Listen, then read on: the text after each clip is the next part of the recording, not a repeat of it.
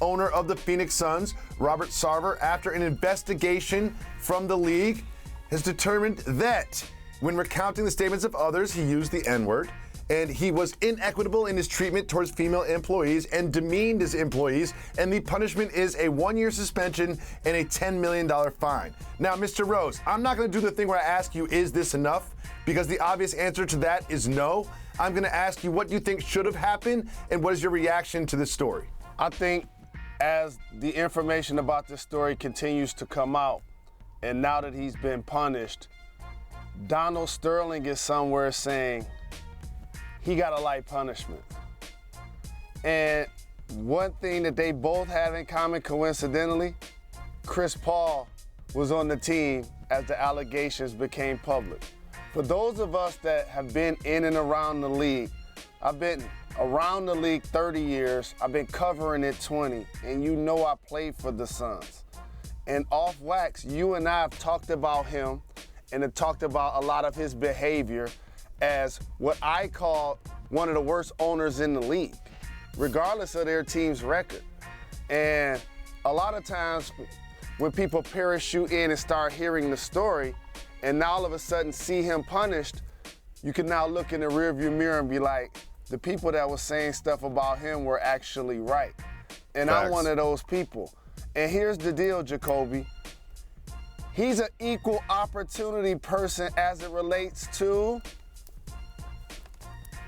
alienating others. Just think about when you really look at the report. Disrespect to people of color, disrespect to women, not being equitable in the workplace.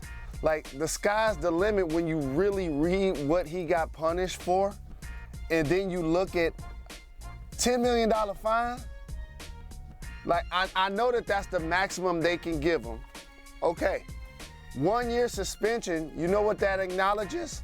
That he did something extremely wrong.